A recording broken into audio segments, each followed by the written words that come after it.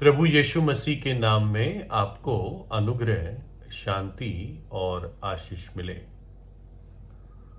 Robert मरे मैकचाइन ये एक परमेश्वर के दास थे जो स्कॉटलैंड में हुआ करते थे। और अजीब बात है, ये सिर्फ 30 वर्ष इस दुनिया में जिए।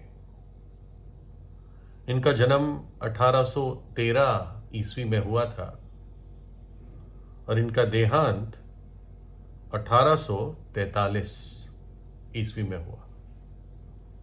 यानी ये करीब 30 साल ही जिए, क्योंकि इनका जन्म मई में हुआ था और देहांत मार्च में हुआ। यानी 30 साल और करीब 2 महीने कह सकते हैं, 2-3 महीने। लेकिन इन्होंने अपने स्वामी प्रभु यीशु मसीह के लिए बहुत ही प्रभावशाली सेवा की और उनको ये दिल में अगुवाई थी, इस बात का बड़ा निश्चय था कि परमेश्वर ने उनको प्रभु यीशु का संदेश औरों तक पहुंचाने के लिए बुलाया है, उसका सुसमाचार कि यीशु मसीह इस जगत में क्यों आया था। लोग ज्यादातर इस झूठ को फैलाते हैं कि यीशु मसीह धर्म बनाने आया था और उसके जो लोग हैं वो धर्म परिवर्तन करते हैं, कराते हैं, जबरन कराते हैं। लेकिन ये बहुत बड़ा झूठ है। प्रभु यीशु मसीह ने तो खुद कहा कि जो अपने आप का इनकार करके रोज और अपना क्रूस उठाकर मेरे पीछे ना हो ले, वो मेरा शिष्य नहीं हो सकता। तो प्रभु यीशु के पीछे चलना वास्तविक रूप से कोई आसान बात नहीं है। ये एक चुनौती है, ये एक क्रूस का, दुख का मार्ग है। क्रूस का चिन्ह ही मृत्यु को प्रदर्शित करता है। उन समयों में अगर किसी को कहा जाए कि तुझे क्रूस पर चढ़ा देंगे, यानी तुझे एक भयानक मृत्यु से मार देंगे, और प्रभु यीशु ऐसी ही मृत्यु से होकर गुजरा, उससे भी भयानक, क्योंकि उसने हमारे पापों की सजा क्रूस पर सही। तो ये जो भाई थे रॉबर्ट मरे मैकचाइन,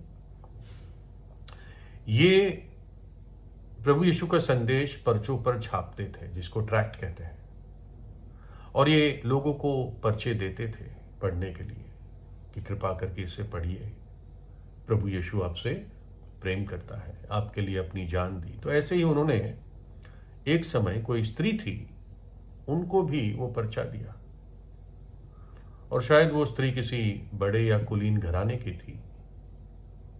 उसको बहुत बुरा लग गया और वो गुस्से में उनसे कहने लगी कि तुम जानते हो मैं कौन हूं, और बहुत ही लग रहा था कि ऑफेंड हो गई है, बुरा मान गई है। तो रॉबर्ट मुरे मैकचाइन ने बड़ी नम्रता से कहा कि मैडम, न्याय का दिन आ रहा है और उस दिन इस बात से कोई फर्क नहीं पड़ेगा कि आप कौन हो, है ना, कोई मायने नहीं रखेगा कि आप कौन हो। न्याय का दिन आ रहा है। मुझे नहीं पता उसके बाद उस स्त्री का क्या रिएक्शन रहा, लेकिन एटलीस्ट मैकचाइन के इस स्टेटमेंट से हमें सोचने का मौका मिलता है। प्रकाशित वाक्य 20 अध्याय में इस प्रकार से लिखा है, जहां पर न्याय के दिन का वर्णन दिया है कि क्या होगा उस दिन। फिर मैंने एक बड़ा श्वेत सिंहासन और उसको जो उस पर बैठा हुआ है देखा, जिसके सामने से पृथ्वी और आकाश भाग गए और उनके लिए जगह न मिली। फिर मैंने छोटे बड़े सब मरे हुओं को सिंहासन के सामने खड़े हुए देखा, मरे हुए खड़े थे, और पुस्तकें खोली गई, और फिर और एक पुस्तक खोली गई, अर्थात जीवन की पुस्तक, और जैसे उन पुस्तकों में लिखा हुआ था उनके कामों के अनुसार मरे हुओं का न्याय किया गया। मरे हुओं का न्याय किया गया। इसलिए जब शरीर मर जाता है तो व्यक्ति खत्म नहीं हो जाता, क्योंकि मरे हुओं का न्याय होगा। और समुद्र ने उन मरे हुओं को जो उसमें थे दे दिया, और मृत्यु और अधोलोक ने उन मरे हुओं को जो उनमें थे दे दिया, और उनमें से हरेक के कामों के अनुसार उनका न्याय किया जाएगा। और मृत्यु और अधोलोक भी आग की झील में डाले गए।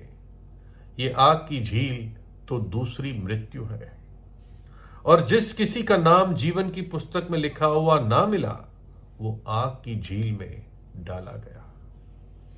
जिस किसी का नाम जीवन की पुस्तक में ना मिला, वो आग की झील अर्थात नरक में डाला गया।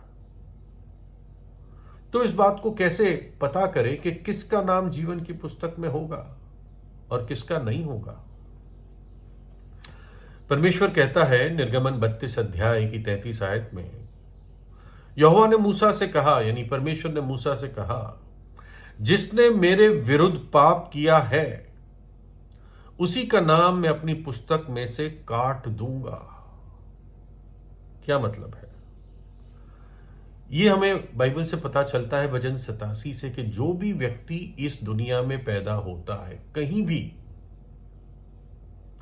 उसका नाम जीवन की पुस्तक में लिखा जाता है। यानी ये व्यक्ति ने जीवन पाया इस जगह इस समय, और ये पुस्तक स्वर्ग में है, परमेश्वर के पास है ना? अब कौन लिखता है? प्रभु खुद लिखता है, प्रभु को कोई दूत लिखता है, मुझे नहीं मालूम, लेकिन दोनों चीजें संभव हो सकती है। दोनों में से एक चीज संभव हो सकती है। और जब वो व्यक्ति इस जीवन की यात्रा पूरी करके मर जाता है या मर जाती है, तो देखा जाता है क्या ये पाप में मरा या इसके पाप क्षमा हो गए थे। अगर वो व्यक्ति पाप में मरता है तो उसका नाम जीवन की पुस्तक से काट दिया जाता है, लेकिन जिसके पाप क्षमा हुए हैं उसका नाम जीवन की पुस्तक में बना रहता है। और उस दिन ये नाम ढूंढे जाएंगे उस जीवन की पुस्तक से।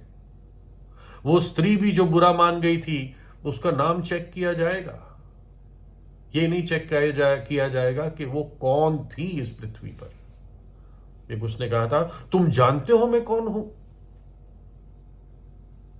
रॉबर्ट मुरे मैकचेन ने कहा कि इससे कोई मायने नहीं रखता तुम कौन हो। न्याय के दिन एक चीज मायने रखेगी, क्या तुम्हारे पाप क्षमा हुए या नहीं हुए। इसलिए आज वो नियुक्त दिन है, अभी वो नियुक्त समय है कि मनुष्य अपने पापों से पश्चाताप करे और प्रभु यीशु पर विश्वास करे। क्यों? क्योंकि प्रभु यीशु ही पापों की क्षमा दे सकता है। क्यों? क्योंकि क्रूस पर उसने दुख सहकर उस क्षमा को हमारे लिए प्राप्त किया। प्रभु यीशु हमारे लिए पापों का प्रायश्चित बन गया।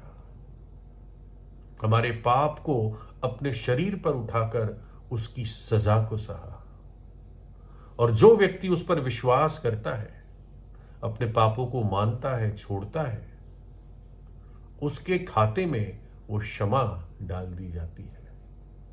परमेश्वर कहता है ये व्यक्ति चाहे कितना भी भयानक पापी था, अब धर्मी है, क्योंकि मेरे पुत्र ने इसके लिए अपनी जान दी, मेरे पुत्र ने इसके लिए अपना खून बहाया, और अब यीशु मसीह के लहू ने इस व्यक्ति को धो दिया है। प्रभु यीशु जीवित परमेश्वर है, वो युगानुयुग जीवित है। वो मृतकों में से तीसरे दिन जी उठा, उसने मृत्यु को हराया, कब्र के बंधन को खोल दिया और अपने चेलों के साथ 40 दिन तक प्रकट होता रहा। इसलिए प्रभु यीशु को अपने हृदय में बुलाए, पापों की क्षमा पाइए, क्योंकि पापों की मजदूरी मृत्यु है, दूसरी मृत्यु है, नरक का दंड है। परंतु परमेश्वर का वरदान हमारे प्रभु यीशु मसीह में अनंत जीवन है। और इसलिए पाप क्षमा जो पाएगा उसका नाम सदा के लिए जीवन के पुस्तक में रहेगा। और आखिर में वचन कहता है, और संसार और उसकी अभिलाषाएं दोनों मिटते जाते हैं। संसार भी मिट जाएगा, तो उसकी अभिलाषाएं भी मिट जाएगी, पर जो परमेश्वर की इच्छा पर चलता है वो सर्वदा बना रहेगा। जो परमेश्वर की इच्छा पर चलता है, उसकी इच्छा को ग्रहण करता है, और उसकी इच्छा यह है कि हम परमेश्वर के पुत्र प्रभु यीशु पर विश्वास करें और अनंत जीवन पाए, वो सर्वदा बना रहेगा। तो प्रार्थना कीजिए प्रभु यीशु से और उसको अपने हृदय में बुलाए, मन फिराए, पापों से पश्चाताप करे। ये परमेश्वर की आज्ञा है। प्रभु यीशु ने क्रूस पर इसलिए मेरे और आपके लिए प्राण दिए। प्रभु यीशु आपको आशीष दे।